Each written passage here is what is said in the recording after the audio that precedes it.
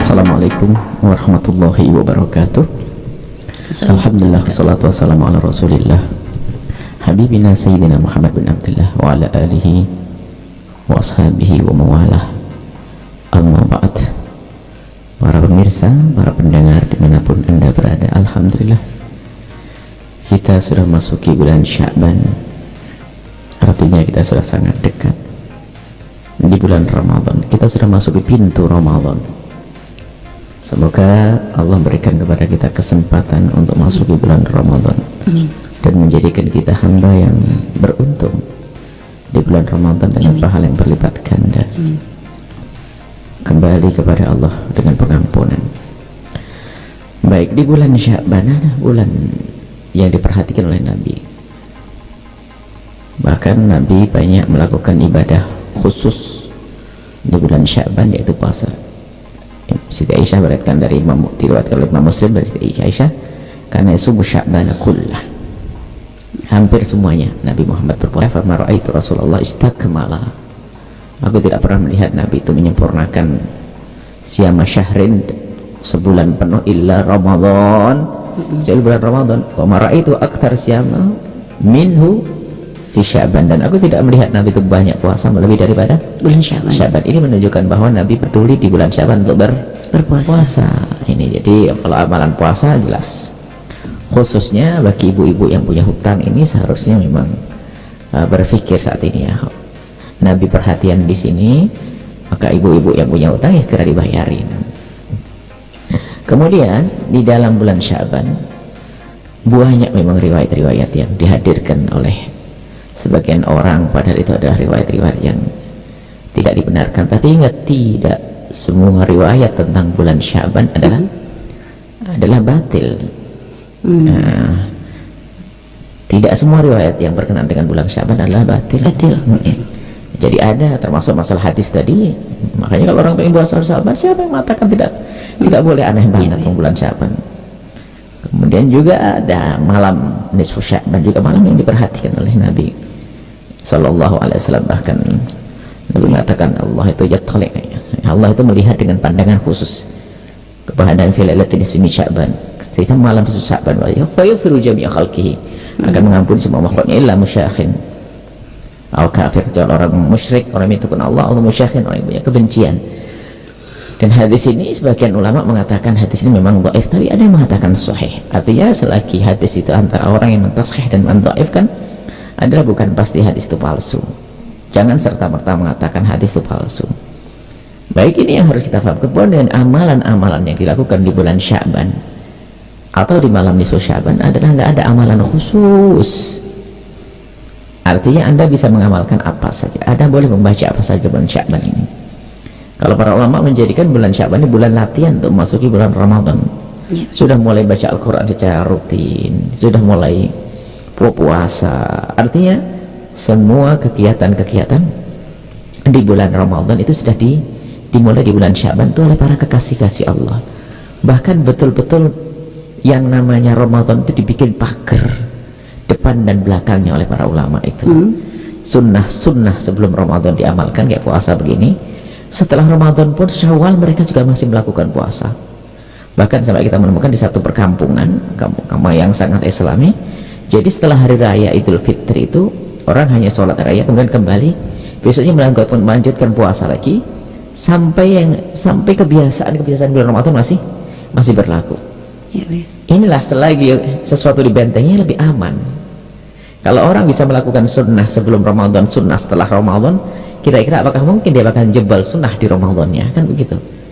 Apalagi kewajiban, tentu kan begitu. Artinya ini adalah hari untuk kita belajar.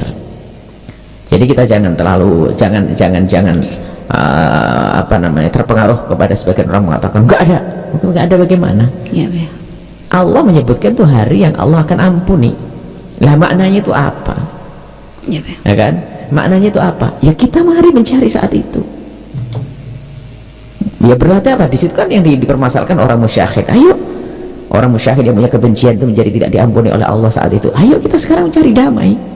Berdamai dengan siapapun yang bersama kita. Jangan sampai di hati kita ada kebencian, kedengkian, dendam yang menjadi sebab Allah tidak Tidak akan disebut kecuali agar kita perhatian. Ini adalah malam istimewa.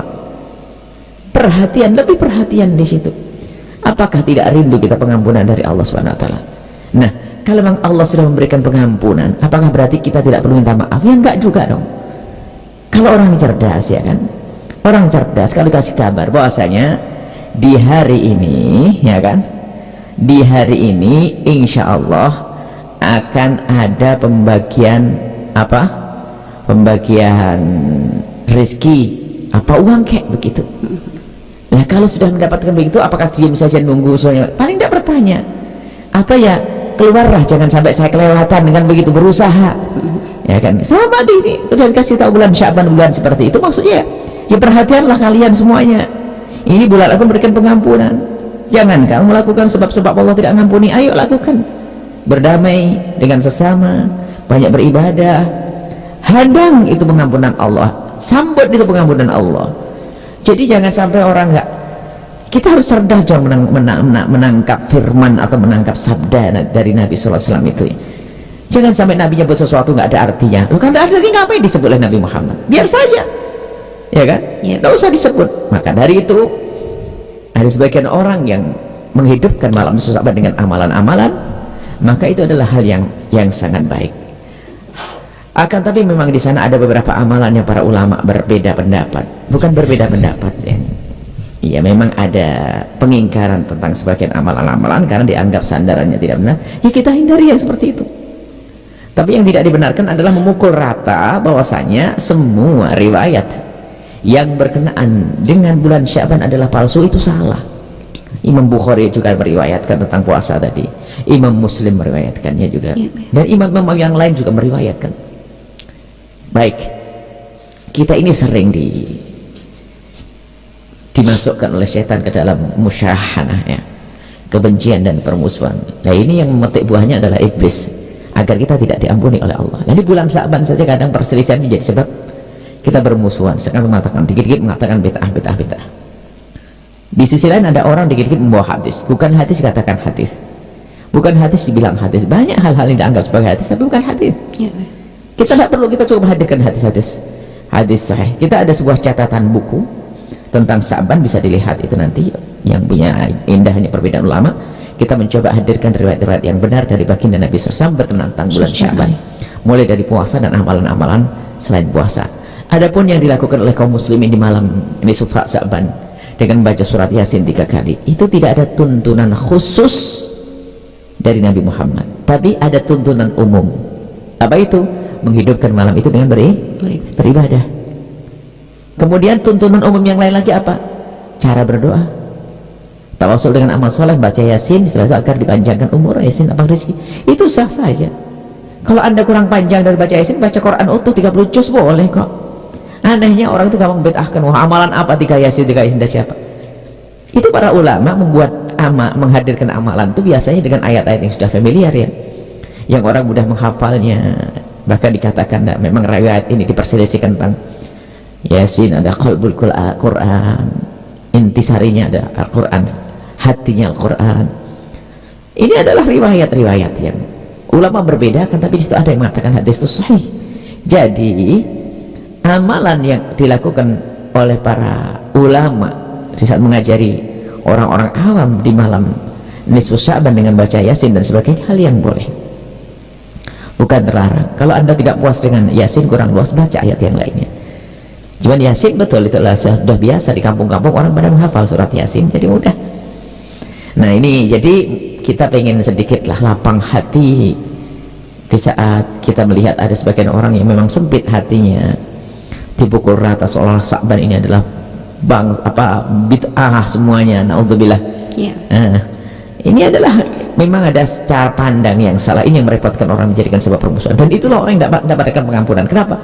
Hidupnya membuat permusuhan, hidupnya membuat jengkel orang, hidupnya membuat kesel orang. Nah ini berbahaya sekali orang yang demikian itu. Di sisi lain ada sebagian dari kita ini mudah membawa riwayat yang tidak pernah ditanyakan dulu kebenaran seperti apa, langsung saja wah ini dibawa, kelihatan menarik langsung dibawa, nggak perlu. Baik. Ada fadilah dalam membaca Yasin, ada fadilah ini itu dan sebagainya, Tidak itu ada dari mana, Bu? Tidak ada sebutan fadilah Yasin. Fadilah keutamaan baca Al-Quran. Fadilah Yasin misalnya itu kan disebutkan saja ada qalbul Quran, ya kan? Ya, Bu. Iqra'u Yasin ala mautakum, itu membacakan Yasin atau orang meninggal dunia. Itu ada riwayat yang semacam itu, adalah membacakan Yasin. Meninggal dunia cerita tidak boleh sebelum dan setelahnya.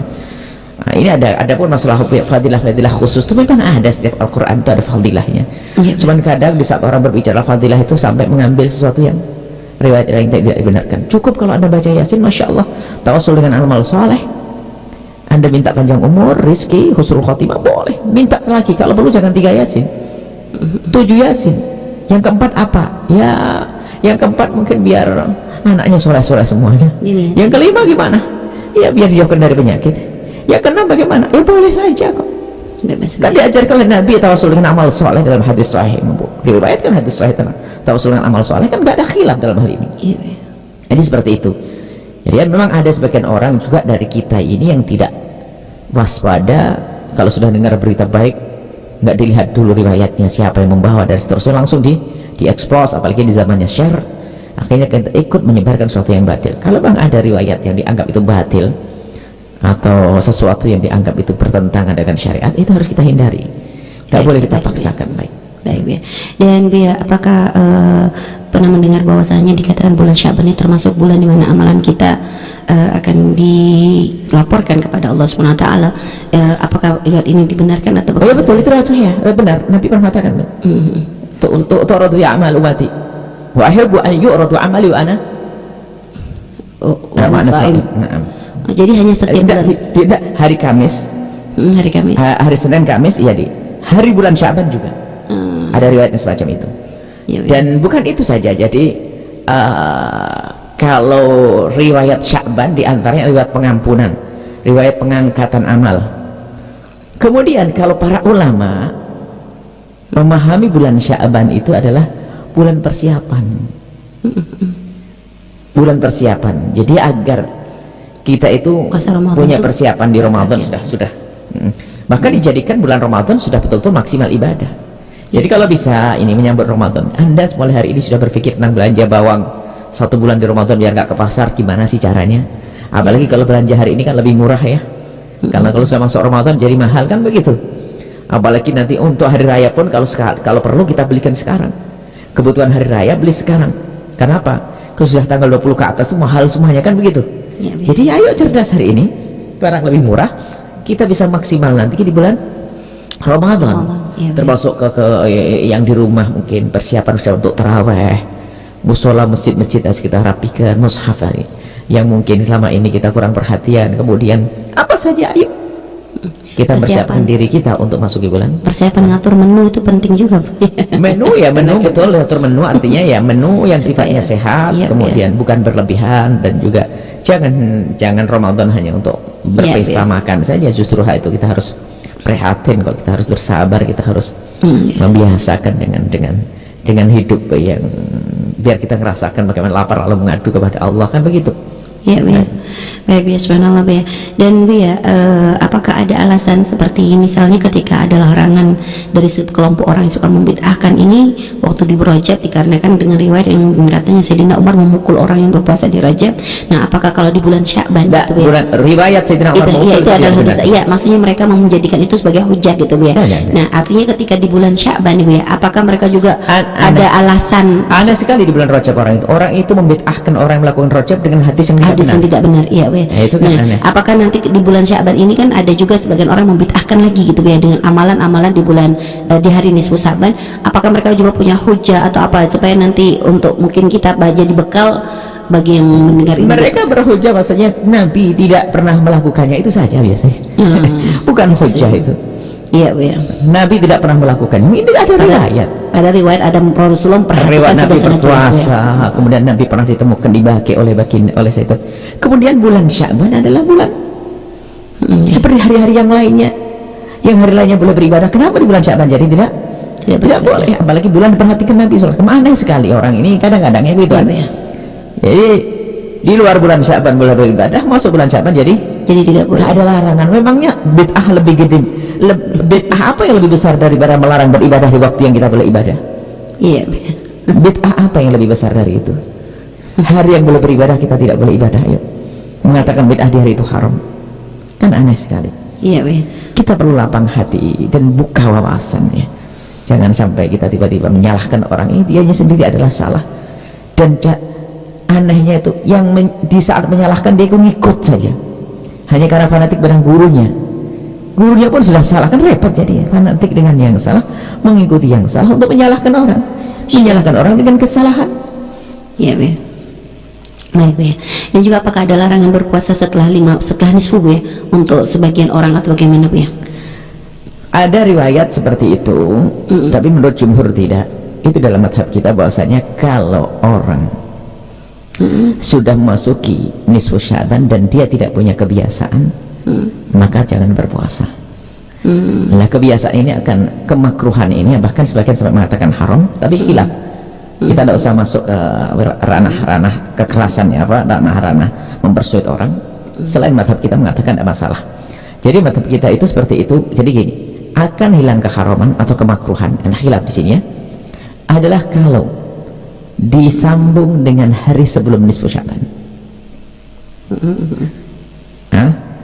atau memang dia punya kebiasaan puasa Senin Kamis atau puasa yang lainnya, atau bagi dia yang punya hutang, ya, yang nggak diperkenankan adalah nggak pernah puasa, tiba-tiba masuk bulan nisfu Sya'ban puasa, bukan kan bayar utang. Kalau anda bayar utang, ya sah-sah saja, ya. Tapi kalau ya seperti itu. Baik, Bu. Adapun keterangan tentang Yaumusyak itu seperti apa, Bu, ya? Yaumusyak itu adalah hari yang orang menanti-nanti. Yaumusyak itu adalah hari yang ke-30. Hari ke-30 di bulan Sya'ban. Hari itu diduga mungkin 30, mungkin tanggal 1 Ramadan. Namanya Yaumusyak. Syaratnya adalah apa? Orang pada menanti-nanti kalau hari itu adalah tanggal 1.